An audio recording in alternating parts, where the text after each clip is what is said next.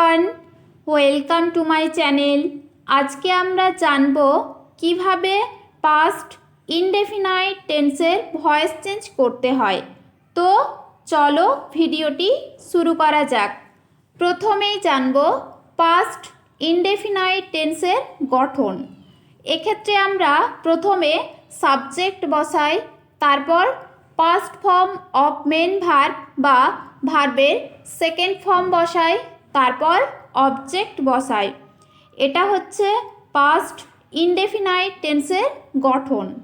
এবার এটাকে যদি আমরা প্যাসিভ করি তখন আমাদের কি করতে হবে না, প্রথমে অবজেক্টটিকে সাবজেক্ট হিসাবে লিখতে হবে, তারপর হেল্পিং ভার্ব হিসাবে ওয়াচ অথবা ওয়্যার বসাতে হবে, তারপর মেন ভার্বের থার্ড ফর্ম বসাতে হবে, তারপর বাই লিখতে হবে, তারপর সাবজেক্টটিকে অবজেক্ট হিসাবে লিখতে হবে।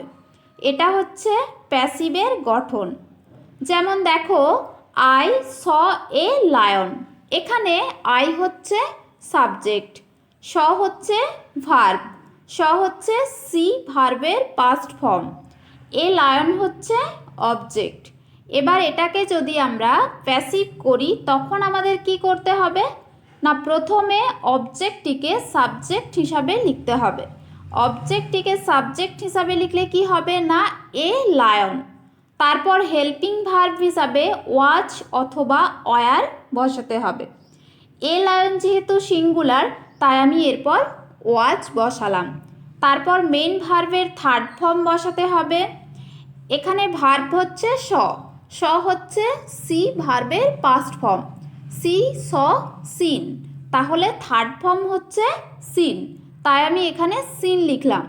তারপর বাই লিখতে হবে, তাই বাই লিখলাম। তারপর সাবজেক্টটিকে অবজেক্ট হিসাবে লিখতে হবে। সাবজেক্টটিকে অবজেক্ট হিসাবে লিখলে কি হবে না, আইটা মি হয়ে যাবে। তাহলে কি হলো না, a lion was seen by me.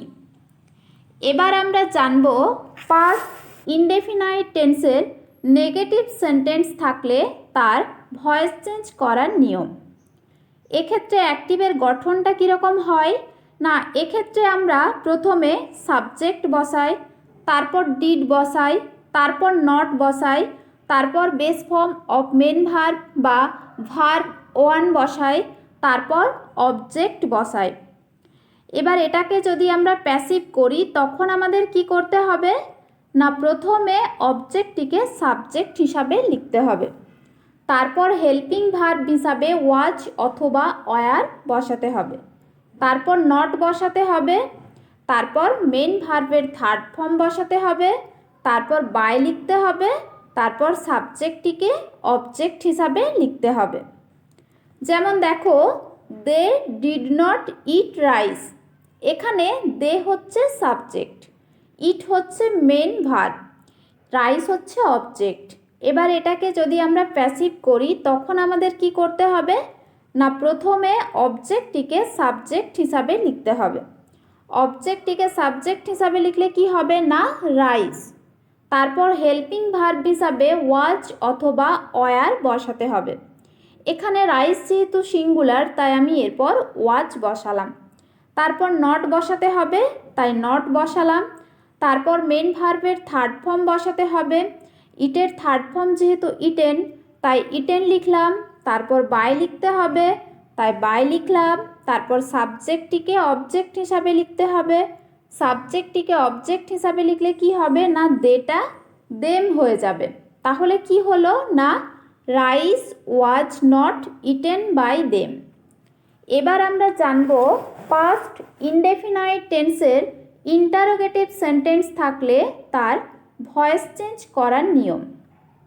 এক্ষেত্রে অ্যাক্টিভের গঠনটা কীরকম হয় না, এক্ষেত্রে আমরা প্রথমে ডিড বসাই, তারপর সাবজেক্ট বসাই, তারপর base form of main verb বা ভার্ব ওয়ান বসাই, তারপর অবজেক্ট বসাই এবং শেষে একটি জিজ্ঞাসা চিহ্ন দিতে হয়।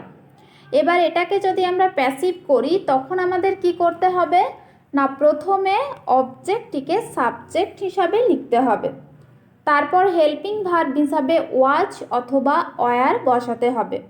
এটা যেহেতু প্রশ্নবোধক বাক্য, তাই এই ওয়াজ ওয়্যারকে আমরা সাবজেক্টের পূর্বে বসাবো।